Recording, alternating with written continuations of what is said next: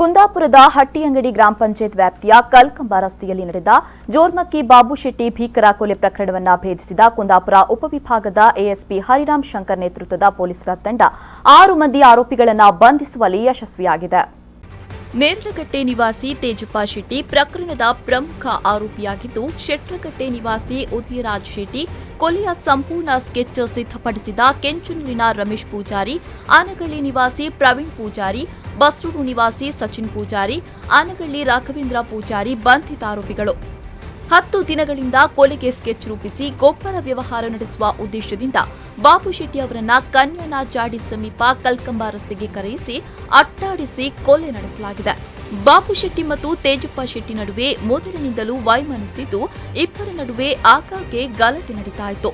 ಅಲ್ಲದೆ ನೇರಲಗಟ್ಟೆ ಭಾಗದಲ್ಲಿ ಇತ್ತೀಚೆಗೆ ನಡೆದ 2 ಕೊಲೆ ಯತ್ನ ಪ್ರಕರಣದಲ್ಲಿಯೂ ಕೂಡ ಬಾಬು ಶೆಟ್ಟಿ ಮತ್ತು ತೇಜಪ್ಪ ಶೆಟ್ಟಿ ನಡುವೆ ಘರ್ಷಣೆಯಾಗಿದ್ದು, ತೇಜಪ್ಪ ಶೆಟ್ಟಿ ಇದನ್ನ ಗಂಭೀರವಾಗಿ ತೆಗೆದುಕೊಂಡು ಬಾಬು ಶೆಟ್ಟಿ ಅವರನ್ನ ಕೊಲ್ಲಲೇಬೇಕೆಂದು ಸಂಚು ರೂಪಿಸಿದ್ರು. ಇದಕ್ಕೆ ಸಹಕಾರ ನೀಡಿದವನೇ ಉದಯರಾಜ್ ಶೆಟ್ಟಿ. ಕೊಲೆ ನಡೆದ ದಿನ ಮಧ್ಯಾಹ್ನ ಬಾಬು ಶೆಟ್ಟಿಗೆ ಕರೆ ಮಾಡಿದ ಆರೋಪಿಗಳು ಗೊಬ್ಬರ ಸಾಗಾಟ ಮಾಡಬೇಕಿದ್ದು ಅದನ್ನ ತೋರಿಸ್ತೇವೆ ಬನ್ನಿ ಎಂದಿದ್ರು.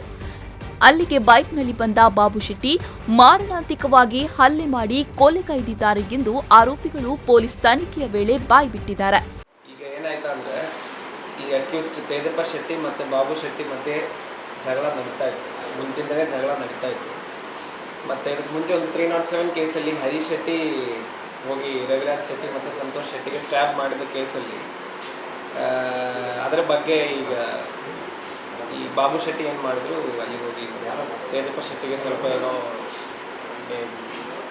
ಏನೋ ಪ್ರವೋಕ್ ಮಾಡಿದ ಥರ ಸಿಚುವೇಶನ್ಸ್ ಇತ್ತು. ಪ್ರವೋಕ್ ಅಲ್ಲ, ಏನೋ ಅದೇ ಥರ ಮಾತುಕತೆ ಇತ್ತು. ಸೊ ಅದರಿಂದ ಬಾಬು ಶೆಟ್ಟಿ ಮತ್ತು ತೇಜಪ್ಪ ಶೆಟ್ಟಿಗೆ ಮಧ್ಯೆ ಒಂದು ಆ್ಯಂಟಗೋನಿಸಮ್ ಇತ್ತು. ಆವಾಗ ಫೈನಲಿ ತೇಜಪ್ಪ ಶೆಟ್ಟಿ ಡಿಸೈಡ್ ಮಾಡಿದ್ವಿ ಇವನಿಗೆ ಮರ್ಡರ್ ಮಾಡಬೇಕು ಅಂತ.